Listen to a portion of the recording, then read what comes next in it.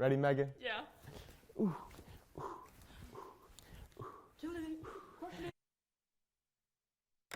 So, here we go.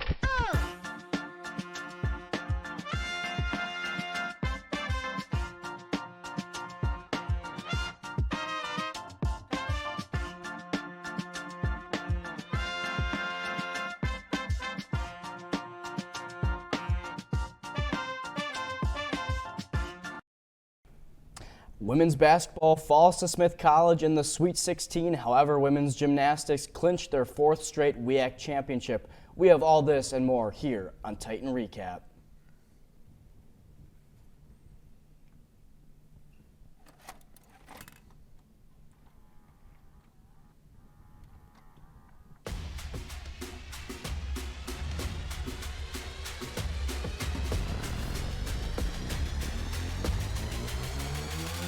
Yeah.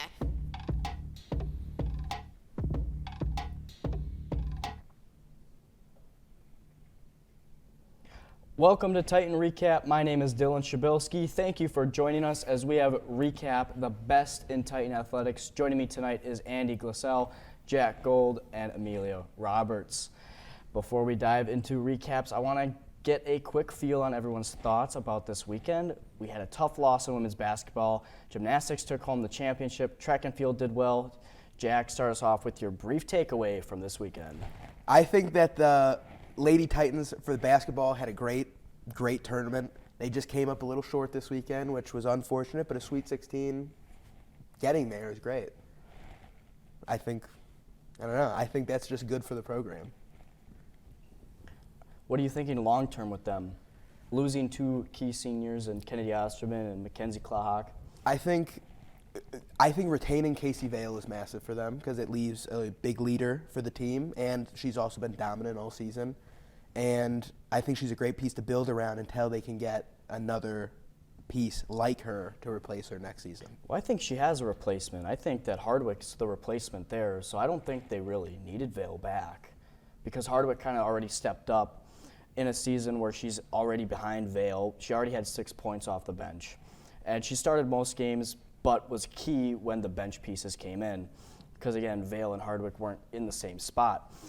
But I think the big piece that you want to build around is going to be Hummel and Hoytink. Hoytink being a freshman coming in and just dominating in the Sweet 16 game. Andy, we watched that game live, and what were your takeaways on Hoytink's breakout performance? And same with Hummel, if you want to add Hummel in there as well. I think both came out aggressive. It was not something we've seen too much from them this season. You know, this team has been led by Osterman, Vale, and Frolke, and for these two to come out and kind of put the team on their back, it was big for the future of these 2 players. And I know we want to talk about the loss in the Sweet 16 for women's basketball, but before we talk about it, let's get everyone caught up back at home on how the Titans were in action for the Sweet 16 of the NCAA Division III Women's Basketball Tournament in Brunswick, Maine, this time playing 14th ranked Smith College. The Titans had an early lead of 3 points after the first quarter. The game would become the epitome of a back-and-forth contest. Smith College would hold a 2-point lead at halftime, with the score being Pioneers 30 and the Titans 28. The Pioneers continued to score, but so did the Titans in a game that saw 9 lead changes. The Titans would be trailing by 5 to end the third quarter. The ending of the game was a close thriller, with the score being tied up until Jessie Ruffner found a wide-open lane and made the go-ahead layup. The Titans had 3 seconds left to try and force overtime, but Bridget Frolke missed the jump shot, and the Titans fell to Smith College 61-59. Sophomore Kate Hummel led the Titans in points with 17, followed by freshman Mallory Hoytink, who dropped 14 points for the Titans. The seniors in Casey Vale and Kennedy Osterman had 12 and 8 points as well. Jessie Ruffner had 23 points, followed by Jane Liu with 14 and Sophia Rosa with 11 for Smith College. All right, the time has come to dissect the women's basketball season and their loss in the Sweet 16. Andy, I know you've got takes, so we'll start with you, and everyone else feel free to jump in. I think it was a hard game for them. They were away, and they had home court in the first 2 rounds, and they really depended on Bridget Frolke in those first 2 games. She was everything for them. And Smith came out with a plan. They guarded Frolke, and they didn't let her shoot many threes. 0 of 2 from 3 when she shot 8 in the round of 32. It was Smith's plan to take away their best players, and while Oshkosh did have some players that stepped up big for them, it just wasn't enough, and Smith's game plan ultimately worked against the Titans. Yeah, and you mentioned the game plan of Smith. They were face guarding Frolke pretty much the entire game. It was like a wide receiver and a cornerback on a basketball court. She couldn't get to her spots that she normally does, and by that I mean she wasn't able to get open off ball. Usually she's a more off ball scorer, so a catch and shoot, and she wasn't able to create those levels of separation that she's accustomed to. So I completely understand what you're talking about there. I think a big takeaway is, I mentioned earlier, losing Osterman and Klahak. I think that's going to be a huge hit because Osterman led the team in points per game, and then Klahak was kind of your grit and grind, hard-nosed, work ethic player in practice that you always need. Yeah, I mean, you can't state enough how difficult it is losing Kennedy Osterman. She not only was just a fantastic player, but she set the tempo for this team. She led them defensively. She set them up offensively. It's going to be hard for them to find a replacement to fill that spot. I also think with their loss this weekend, I agree with you 100%. Kennedy is the heart of this team. Like, she is like the spark plug. But this weekend, the seniors in general just, I don't want to say didn't come to play. They did. They came and played their butts off, but they just couldn't get going. Like, Casey Vale's been averaging, 15 and 10 pretty much all season, close to that. And she only had 12 points this game. Kennedy only had 8 points when she's been averaging more than that as well. They didn't get the ball moving as much as they wanted to. It was just a rough game for them. Yeah, and I think that can partially come into play, especially when you're so far away from where you're usually playing. I'm not saying that the home court advantage and anything like that, but going from playing only teams in Wisconsin to going out to Maine, which is about a 4-hour flight, that can kind of put a toll on you mentally and physically, like knowing that you're in a different area and you're playing in a different spot and you're not used to the surroundings as well as being in Wisconsin, so used to the setting, and you're used to the gyms. You see the Platteville Pioneers every year, twice, and you see their court once. So you're accustomed to those gyms where you're not accustomed to Brunswick, Maine. And for Division III sports in general, a lot of it is contained within the own state. So a lot of their games are 4-hour drives, 3-hour drives, 2-hour drives. But for games like this, it's a 4-hour flight. I don't think they've flown anywhere this season, not once. And just having that for the first time, it's a new experience for everybody, and it could just set the vibe off. Like, it could just put the axis off tilt just a little bit. Yeah, and I say that basketball isn't just a physical sport, it's a mental sport. And when you're not mentally prepared, and I'm not saying they weren't mentally prepared, but also trying to prepare for 3 other teams is difficult. Knowing that you could end up playing the 2 other teams while also prepping for Smith, but like they had to prepare for Bowdoin, and then they had to prepare for who Bowdoin beat. I can't remember the team off the top of my head, but you got to prepare for 3 teams instead of 1. Yeah. When we come back, we've got gymnastics and all other sports. Be sure to stick around.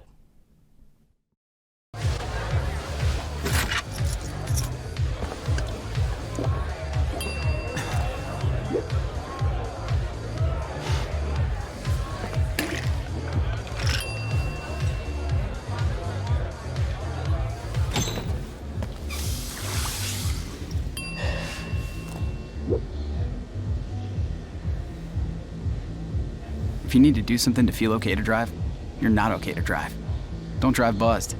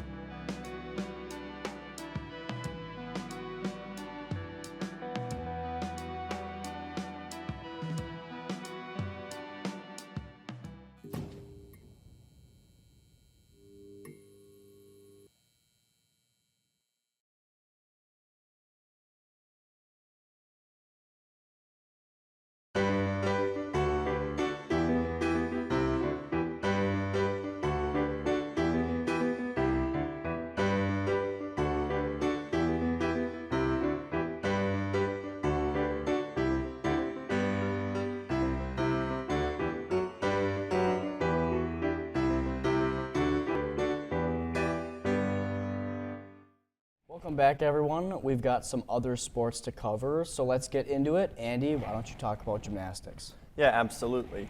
The women's gymnastic team went and dominated the competition at the WIAC Championship in St. Paul, Minnesota.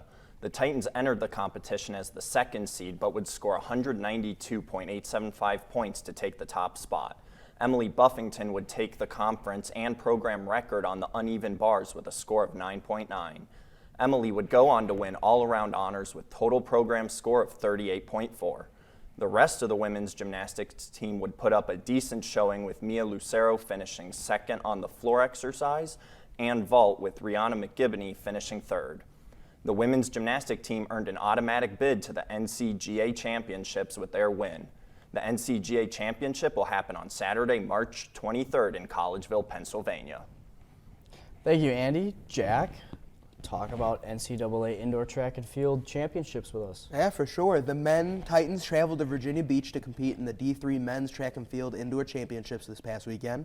The Titans ended up third overall, which is pretty good. They scored 51 points overall, which marks the 11th top 3 win for them in program history, and the Titans ended up with 8 All-America wins.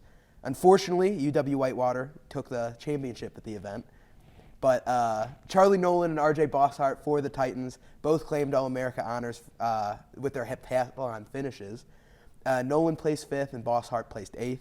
And in the 60-meter dash finals, Oshkosh captured 3 more All-American wins, with Davion Willems, Joey Keane, and Danny Vinson scoring for the Titans. Oshkosh won 3 more All-American titles with Davion Williams as well. The women's track and field team placed 24th overall in the indoor championships, and the Titans gained 2 more All-American wins. Brianna Masselroff won the All-American for the Titans in the shot put event, where she came in 5th place. This is her 2nd All-America win, and Amelia Lehman took 7th place in the mile run, making this her 1st All-America win. Congratulations to all the Titans who placed at the Indoor Track and Field Championships. Amelia, bring us home and tell us about men's baseball. I would love to. Let's talk about the Russ Schmidt Baseball Invitational that took place in Florida that the UWO Titans competed in this last weekend. So the Titans started off with a strong start on last Thursday, March 7th, by opening the Invitational in Auburndale, Florida, with a 13-3 win in 7 innings over St. Mary's University from Minnesota. The next morning, in the team's first extra innings contest of the season, the Titans fell to Mitchell College from Connecticut 5-4 in Winter Haven, Florida. Our Titans held a 4-run lead headed into the bottom of the 8th inning in its game against Buena Vista University from Iowa in Auburndale, Florida on Saturday, before suffering a close loss 11-10. To wrap up the long weekend, the team's final game of the Russ Schmidt Baseball Invitational on Sunday, March 10th, the Titans lost 21-10 in a hard-fought 7 innings to Sal Virginia University from Rhode Island. They stayed neck and neck until about the 4th inning, when the Seahawks scored 9 runs, bringing them 15-4 heading into the 5th inning. So, what's coming up next? Well, the Titans will return back to action better than ever on Saturday, March 16th for a 2-game day at Millikan University. They'll play the Big Blue at noon and Benedictine University at 3 p.m. Oshkosh will play another game on Sunday, March 17th against the Eagles at 11 a.m. When we come back, we've got Wisconsin sports, so stay tuned.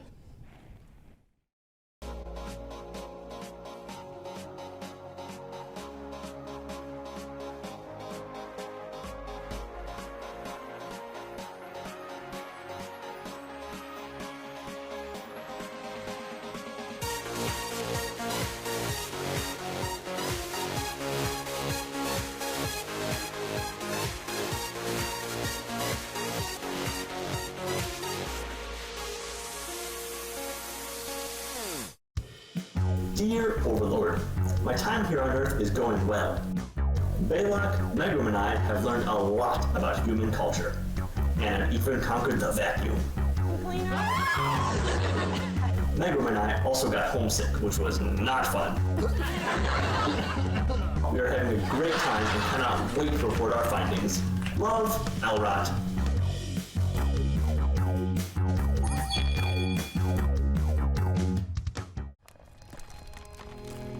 I've always been told I gotta be strong. Thick skin, tough as nails. But to be everything for everybody, it wears on you. Black don't crack, they say. But it can. We all can. Reach out to a friend if you see them going through it. No matter who you are, being vulnerable is what makes us whole. Learn how to help at seizetheawkward.org.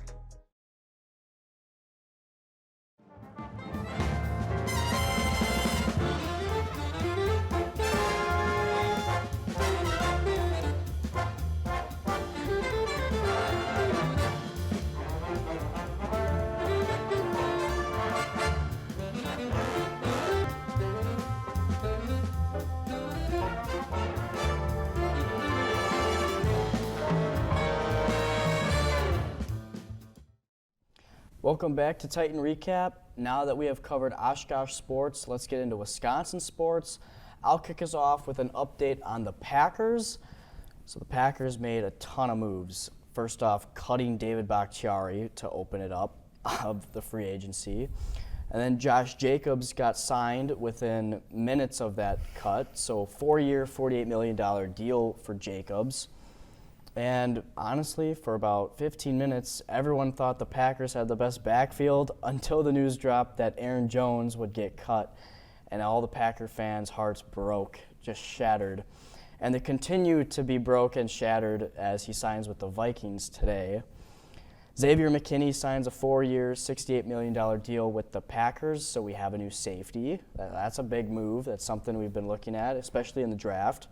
Looking at some DBs like Kool-Aid, McKinty, I believe. McKinstry. Okay, thanks for the clarification, Jack.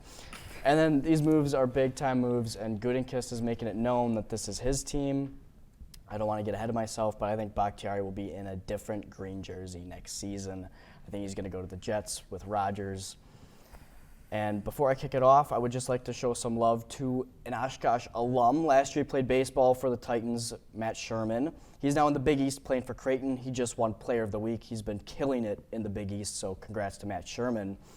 But with that being said, I'm going to kick it to Andy, the basketball brainiac, so take it away on the Bucks. I mean, the Bucks have finally got back onto their winning ways after losing 2 hard ones to the Warriors and the Lakers. They finally came back and got a good win against the Clippers. We saw a little bit of Dame time in that game, fourth quarter. Dame time. Dame finished with 35 points, and Giannis finished with 34, and each notched double-digit assists as well, which is the first time in franchise history 2 players have had over 30 and 10 in back-to-back games. The Bucks have been looking good since the All-Star break. They're now 7-2, and the defense is one of the best in the league. And a lot of that credit can go to Doc Rivers, his scheme, but can't forget Pat Beverly out here. He's been playing some of the best defense that the team has needed as well. And now with 17 games left until the playoffs, the Bucks have secured the 2 seed. They are alone there past Cleveland, and they're in good shape to start making a run for the playoffs soon. And I will say this, Andy, we talked about the Doc Rivers signing, and we were a little skeptical at first, but we didn't give him enough time. And now with time, he's really starting to show his flowers as a great coach.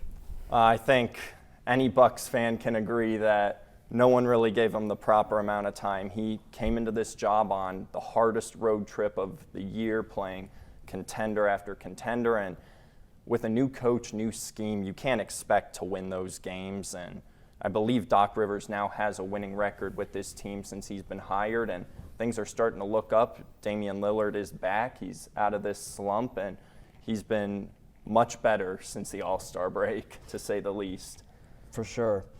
And then, Jack, I know you had a busy weekend with the Sugar Show taking over. Why don't you bring us to speed on MMA real quick? Yeah, for the UFC this past weekend, the massive pay-per-view in Miami for UFC 299, that was headlined by Sugar Sean O'Malley, who's one of the biggest stars in the sport, versus Marlon Chito Vera. And like you, most people might not be the biggest fans of MMA and know most people, but Sugar Sean, most people know. You know Sugar Sean, you know Sugar Sean. He had a huge win. It was dominant. He won 24 minutes and 59 seconds of the 25 minutes. It was a perfect performance from him, and I couldn't be happier for the guy. But on top of that, we have some Wisconsin MMA this week. We have 3 Wisconsinites on the UFC card. We've got Ode Osborne, who's 12-6, former substitute teacher in Milwaukee. We've got Gerald Mersharp, who's got the most submissions in middleweight history with 27. He's 35-17. He's taking on fellow legend Brian Barberena, who's coming off losses, but great fights to Robbie Lawler, Rafael Dos Anjos, legend of the sport. And then we have Christian Rodriguez, who is homegrown in Milwaukee, Wisconsin at Duke Rufus MMA, who's taking on the 6-0 Isaac Bulgarian, who's from Iowa. He's a D2 champion wrestler. But on top of that, what's most important to me is that my teammate, Alex Felizi, just got announced. He's from Madison, born and raised, just got announced as the co-main event to PFL Las Vegas on April 13th, and I couldn't be more happy for him. He's taking on PFL's 2023 champion winner, Impa Kasanganay, and I couldn't be happier. All right, thanks, Jack. Real quick for the Brewers, not much really happening, still spring training. Devin Williams might not be pitching to start the season. He's got some shoulder problems, but nothing to fret about if you're a Brewer fan. He should be in the rotation and back in the bullpen soon. When we come back, Jack, Amelia, and Andy tell us how they really feel. Don't change that dial.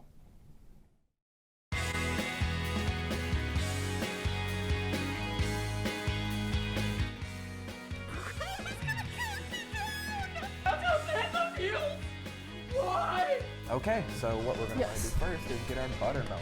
Learn lessons. Make new friends. First, tonight, the UW Women's Center helps students in need. What a victory!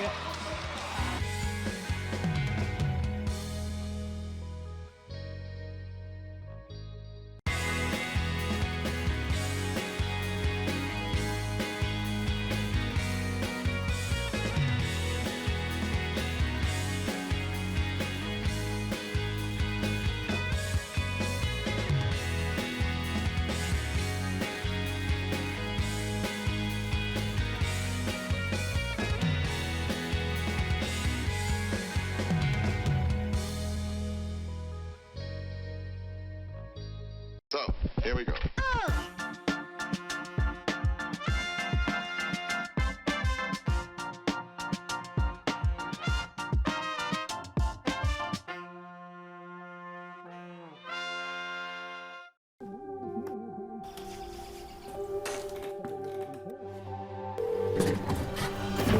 Where's your emergency?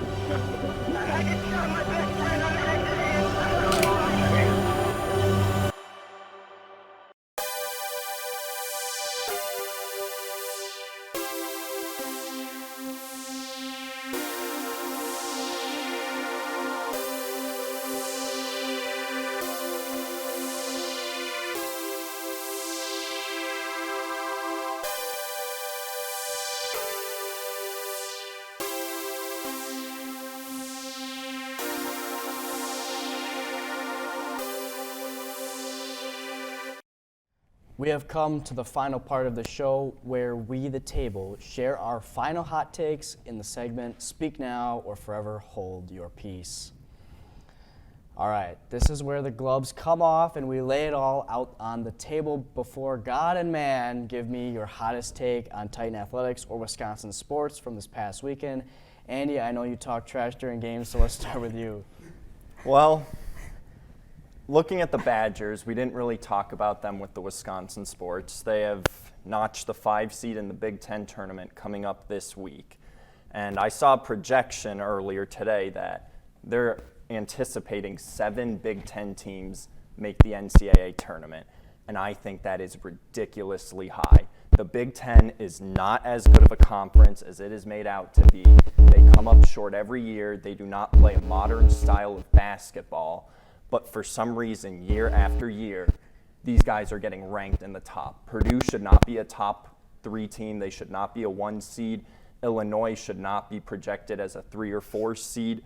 But year in, year out, the committee ranks them high, lets a ton of Big Ten teams into the tournament, more than any conference, and they come up short every year. I don't know the last time more than 1 Big Ten team made it out of the second round. I'm going to come at you with this one because in my eyes, I agree with you. Maybe they haven't finished great. Everybody else wins some regular season games if you want to be in the tournament. Big Ten does that every year. We have huge fan turnout every year, brings in lots of revenue for the NCAA. There's no reason why they wouldn't want them in the tournament. they're massive schools. But I think that's your point. Should you be letting a team in because of revenue, or should you be letting them in because they are the more talented team? The Big Ten has yet to prove to me they have a more talented team than the UConns, the Dukes, the Blue Bloods out there can beat any Big Ten team right now. Sometimes, I'm not going to say the quote right, but talent isn't what wins you games. It's hard work, and the Big Ten works hard. I don't know. UConn's got NBA players. Kentucky, NBA players through the wazoo. Big Ten, we might have a few, but guess what? We win games, and it works out. There's obviously UConn, Duke, Kentucky, they all win games too, and they're all in the tournament. But the teams you're talking about are like St. Mary's, who is also always in the tournament. But the smaller schools that Big Ten teams will beat. Oh, but they don't prove it in the tournament. They fall short every year. You let in 7+ teams. I think last year was 9, and almost none of them make it out of the first round. I'll give Purdue the 16 seed pass just because that couldn't have been anticipated. But these teams are coming out here and they're losing. They're not showing out at all. They're not making deep runs. I don't know what else to say. If they're not winning games, they're not winning in the tournament. The thing is, they are winning games, just not in the tournament. The whole thing to get into the tournament is win games before the tournament. That's what the Big Ten does. Yeah, but the tournament is the biggest thing. So if you're not winning games in the tournament, your season's done. It would be like if you went to the NFL playoffs and like we're gonna let who is the best team in the NFL? The Chiefs. They were 6-8 this year. They won the Super Bowl. They're the Okay. best. Yeah. Okay. If you were going by record, I don't think it was. No, the it Chiefs. wasn't I think the it was the Chiefs. 49ers. Yeah, we could use them too. They have the most talented roster in the NFL. I think the 49ers. They're deep, but if they went 6-9 or 6-8, that's not being like they're more talented. Put them in the playoffs anyway. It's like if the Texans go 10-7, they deserve that spot. All right, moving on from Andy's hot take, Jack, why don't you provide us a hot take of your own? I think my hot take is that with NFL free agency going around, the Packers lost more than they gained, even though I think McKinstry is a great ad for the team. They lost more? I think Aaron Jones is a better piece for the team. He's more versatile. He's 29 years old. He's nearly 30. Once you hit 30 as a running back, you're off. How old is Josh Jacobs? He's got 26. to be close. Well, that's younger. But he's coming off the worst year of his career by far. Okay, but how good were the Raiders? How good was their offensive line? Everyone 30th preaches, out of 32nd in the league. everyone Actually, they were preaches- terrible. Everyone preaches the Raiders and their defense, but what is that going to do if you don't have a good offense that can't score? I agree, but what you're saying now is the Packers lost John Runyon, Bakhtiari. That's their two best O-linemen. I think they're losing Elgington. What's his name? Ellington. He's like their guard. He's also a free agent. Elton Jenkins? Yeah, that guy. But there's a lot of free agency. I mean, I'm not saying the Packers won't have a good O-line, but they lost some big pieces. I don't know about that, but that's coming from a Bears fan talking Bear about down. the Packers. Bear down. DeAndre Swift is better than Okay, Aaron so Jones. my hot take real quick is everyone's giving Giannis the praise right now, and he's third in MVP voting, but my goodness, you got to put some respect on my boy Luka Doncic. He's nearly averaging a 35-point triple-double. He should be getting more respect. He's on a 7-game consistency of a triple-double. So, I mean, Luka should be in that MVP conversation, and I'm going to go on that hill and die on that hill. Thank you to everyone for being here with us tonight, and be sure to catch past episodes of Titan Recap on the VOD by going to titan-tv.org and clicking on the VOD link where you can watch past episodes of Titan Recap and other shows produced by students here at Titan TV. From all of us here at Titan Recap, have a great night.